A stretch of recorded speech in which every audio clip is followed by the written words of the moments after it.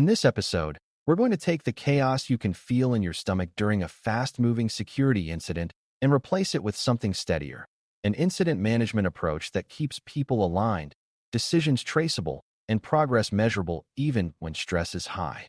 Brand new learners often picture incident response as a purely technical activity, but the toughest part is usually coordination, because pressure makes people talk past each other and act on different assumptions.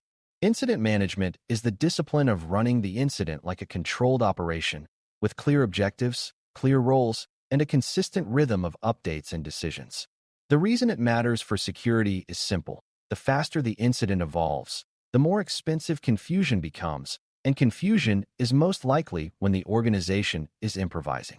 By the end, you should understand what an incident management methodology is, how it differs from ad hoc troubleshooting, and why the methodology is what lets response scale without losing control. Before we continue, a quick note. This audio course is a companion to our course companion books. The first book is about the exam and provides detailed information on how to pass it best. The second book is a Kindle-only ebook that contains 1,000 flashcards that can be used on your mobile device or Kindle. Check them both out at cyber.author.me in the Bare Metal Study Guide series. A useful way to understand an incident management (IM) methodology is to think of it as the operating system for the human side of response. It does not replace technical work, but it organizes technical work so that it produces outcomes instead of producing scattered activity. In a methodology, you define how the team declares an incident, how it assigns leadership, how it captures a shared understanding, and how it makes decisions that trade speed against risk. You also define how the team communicates, because communication is the channel through which the whole organization either cooperates or fragments.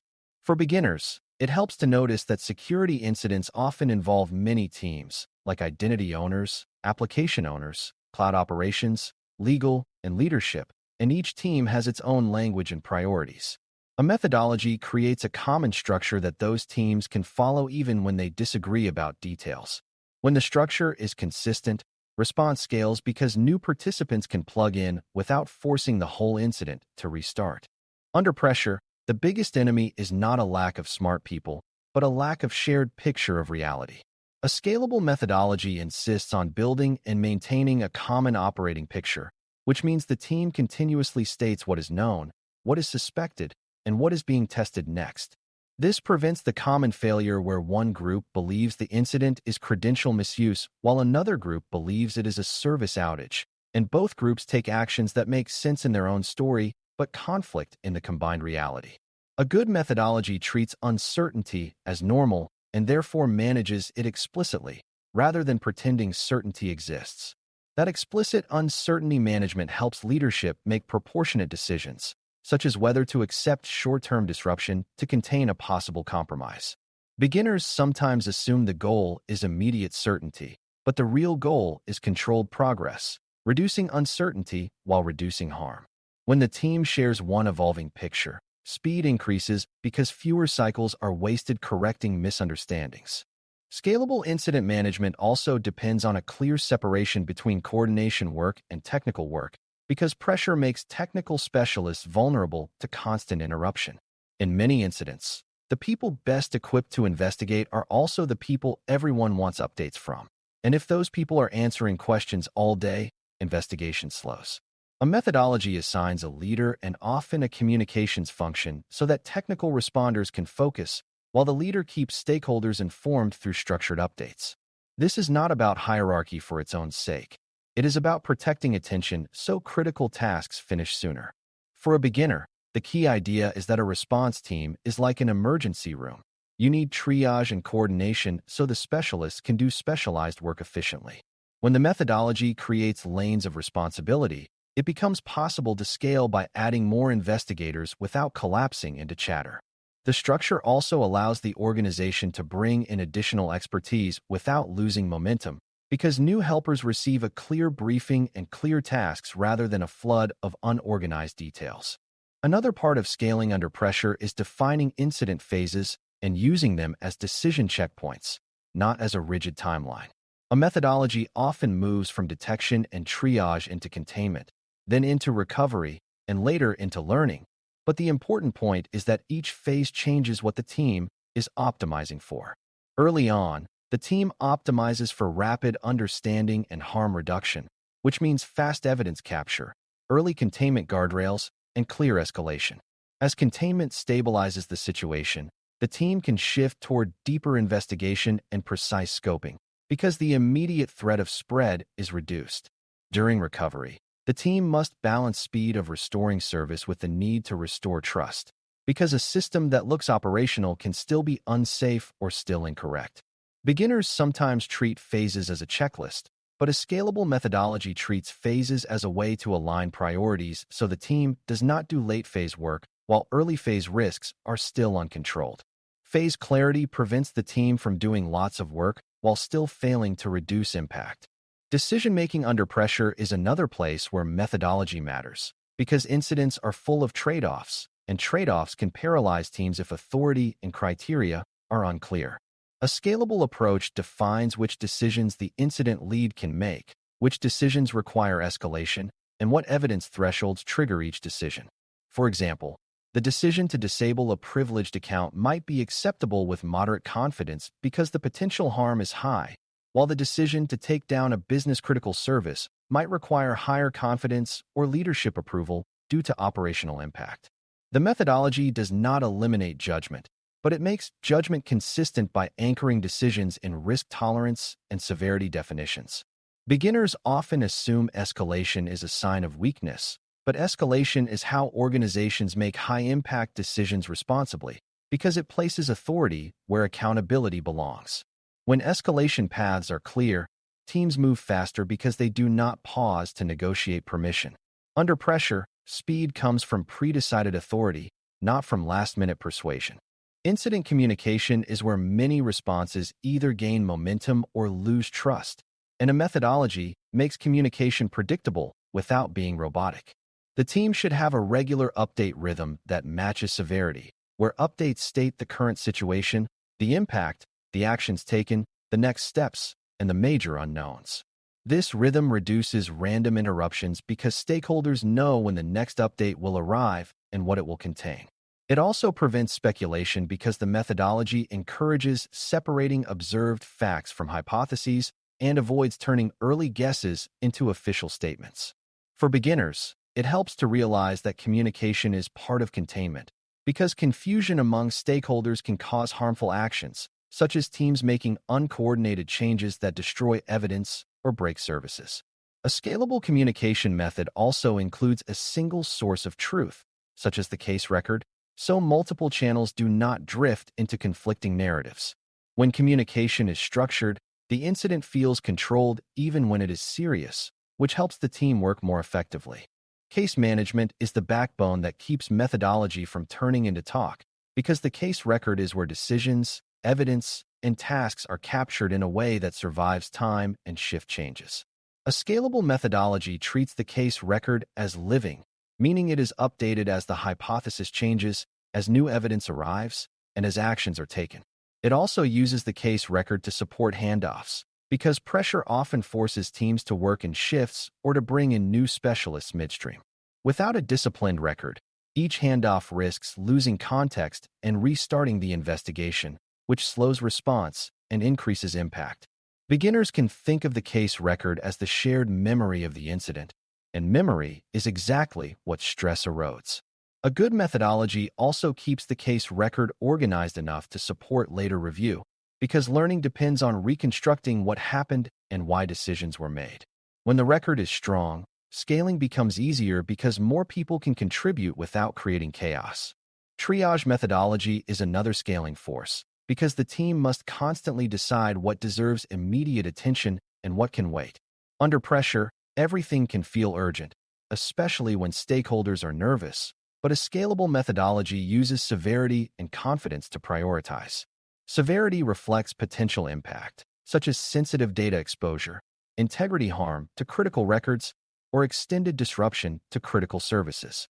Confidence reflects how strongly the current evidence supports the hypothesis, acknowledging that early evidence may be incomplete. By treating these as separate dimensions, the team can act quickly on high-severity signals even when certainty is still growing. while also preventing low-impact noise from consuming the team's focus. Beginners often confuse urgency with loudness, where the loudest stakeholder seems to define priority, but a methodology resists that by grounding triage in shared criteria. Over time, this creates trust because people see that prioritization is consistent, not political. When triage is disciplined, adding more alerts does not automatically overwhelm the team because the team has a clear way to decide what matters most. Scaling also means managing parallel work streams without losing coherence, because incidents rarely resolve through a single linear investigation. A methodology supports parallelism by assigning owners to specific threads, such as identity activity, system changes, data access, and network behavior, while the incident lead maintains one shared narrative that integrates findings. This prevents the incident from becoming multiple separate investigations that never converge into a clear conclusion. Parallelism is valuable because it reduces time to understanding, but it becomes dangerous if threads are not synchronized, because teams might take conflicting containment actions or interpret evidence differently. A scalable methodology uses regular synchronization points where thread owners report findings, update the shared hypothesis, and adjust next tasks based on the combined picture. Beginners sometimes assume these sync points slow the work, but they often speed it up by preventing rework and misalignment. The goal is not to hold meetings for their own sake. It is to create rapid alignment so parallel work stays coherent. When this discipline exists, the team can safely add more specialists as the incident expands. Managing operational impact is another key feature of incident management methodologies, because security actions can harm availability and business outcomes if applied without care. Under pressure, teams can make aggressive containment moves that stop one risk but create another, such as taking down a critical service in a way that causes widespread disruption. A methodology manages this by making trade-offs explicit, documenting the expected effect of actions, and requiring the incident lead to coordinate containment with service owners when impact could be large. This is especially important in cloud environments, where changes can propagate quickly and where access restrictions can have wide-reaching side effects. Beginners sometimes assume fast action is always best, but fast action that is not coordinated can prolong the incident by creating new failures and new confusion. A scalable methodology balances speed with controlled execution by requiring that major actions are communicated, recorded, and reviewed for unintended consequences. When impact management is part of the method, the organization can act decisively without acting blindly.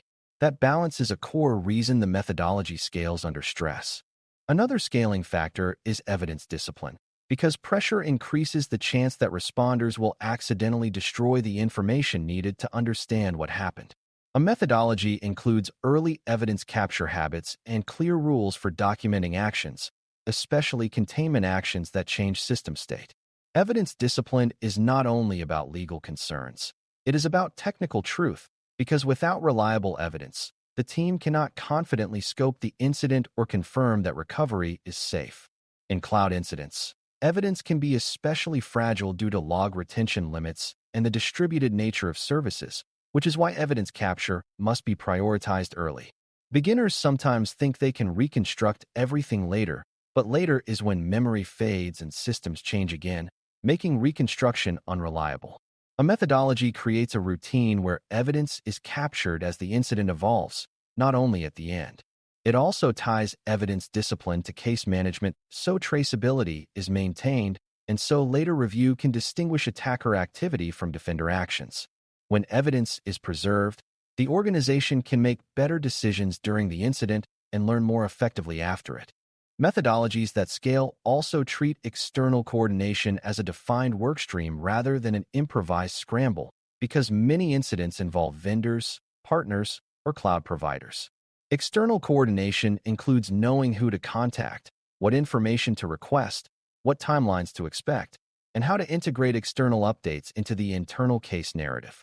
Without a method, teams can waste hours trying to find the right contact or can accept vague external statements without asking the questions that matter to impact and recovery. Beginners often assume the provider will simply tell you what you need, but providers operate with their own priorities and constraints, and your organization must manage the relationship proactively during incidents. A scalable methodology defines roles for external coordination and ensures that provider communications are captured in the case record with time context and confidence. It also ensures that external dependencies are considered in containment and recovery planning, because you may not fully control the pace of certain actions. When external coordination is structured, the organization remains in control of its own decision-making even when it depends on outside parties. This is a major reason incident management must be end-to-end, not just internal. As incidents grow, another scaling challenge appears, keeping the response from turning into an endless investigation without clear milestones. A methodology avoids this by defining objectives and checkpoints, such as establishing initial scope, achieving containment, validating recovery readiness, and confirming that critical control gaps are identified for remediation. These checkpoints are not bureaucratic gates. They are progress markers that help the team know whether it is moving forward or merely staying busy. Under pressure, people can fall into activity traps, where they collect more data without knowing what question the data is meant to answer.